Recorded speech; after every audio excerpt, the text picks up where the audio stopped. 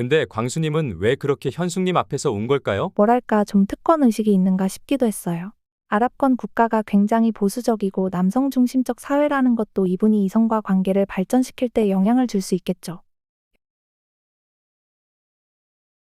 오늘 현숙님이 드디어 영호님과 데이트를 했어요. 비록 다대일이긴 했지만 그토록 기다리던 만남이라 제가 다 설레더라고요. 맞아요. 현숙님은 첫인상 선택부터 줄곧 영호님이었는데 말 한번 제대로 못 해보고 3일이라는 시간을 보냈죠. 근데 영호님은 순자님을 줄곧 선택했었는데 현숙님한테도 관심이 있었던 건 맞죠? 저는 영호님이 진심 관심 있는 건 현숙님이 아니었을까 해요. 순자님에게도 매력을 느낀 건 사실이지만 외모적으로 볼 때 현숙님은 완전 멜로드라마 여주인공 각 아닌가요? 게다가 본인을 첫인상 선택해줬는데 당연히 관심이 더 있었겠지만 아마 광수님도 있고 해서 섣불리 다가서지 못하고 있었던 걸 거예요. 저는 순자님이 영호님을 너무 좋아하는 게 느껴져서 둘이 잘 되었으면 좋겠다 생각했거든요. 무슨 말만 하면 폭죽처럼 빵빵 터져요. 유머 코드 맞고 귀여워 보이면 끝이라고 하니까 자기 끝난 것 같다고 이제 직진이라고 하죠.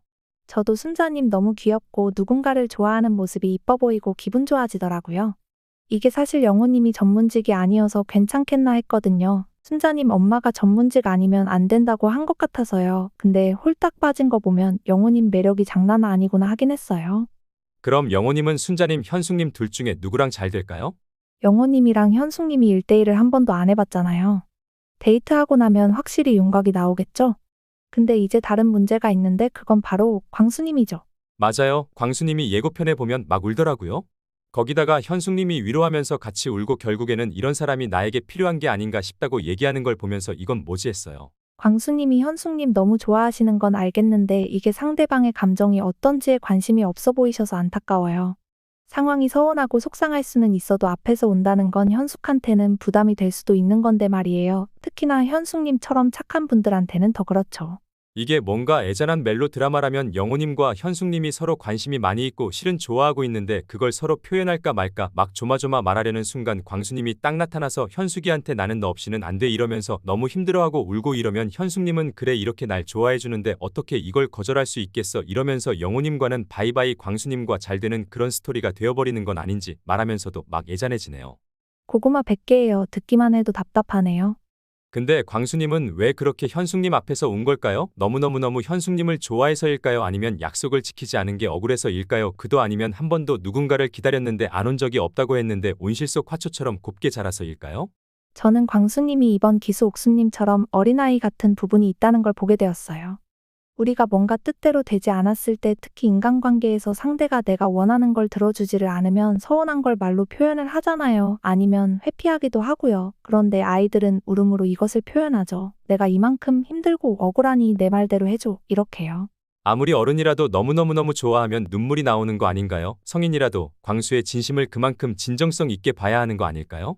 진짜 진정성 있는 사랑이고 성숙한 사람이라면 내가 우는 행동이 상대방에게 어떻게 느껴질지 한 번쯤은 생각을 해봐야 하는 거 아닐까요? 이게 20대의 첫사랑도 아니고요. 40 다 되신 분들인데 눈물로 상대를 설득하려고 한다는 게 좀 그렇죠. 엄마에게 사랑을 많이 받고 귀하게 자란 아들 같더라고요.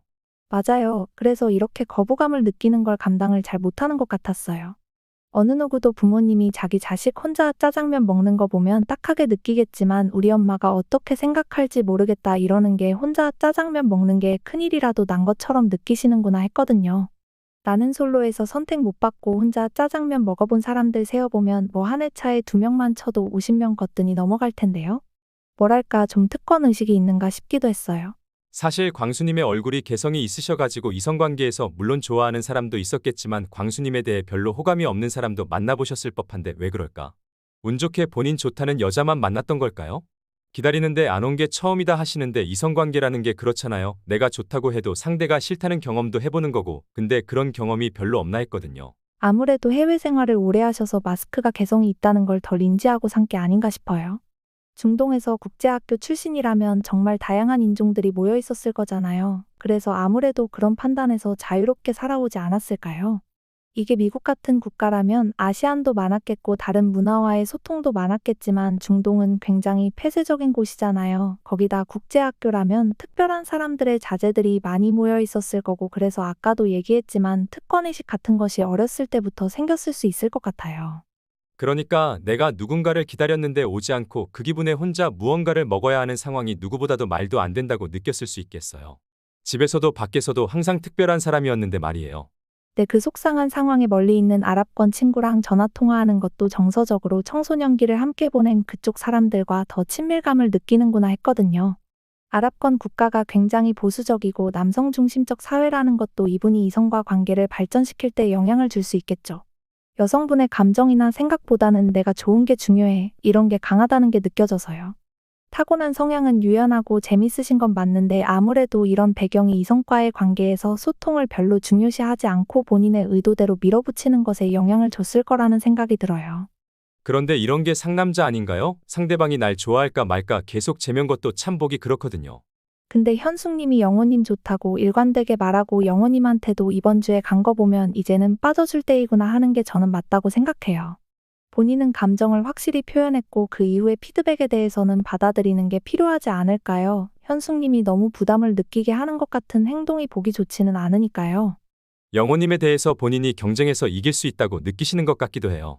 특권 의식이 있다면 다른 남자분들에 대해서 현숙에게 못 다가가게 하고 현숙이 관심이 있다는 남자에 대해서도 좀 무시하는 경향으로 갈 수 있지 않을까 싶네요. 맞아요. 하지만 본인의 연애 상대를 누구로 할지 그 판단은 전적으로 현숙이 할 수 있는 거잖아요.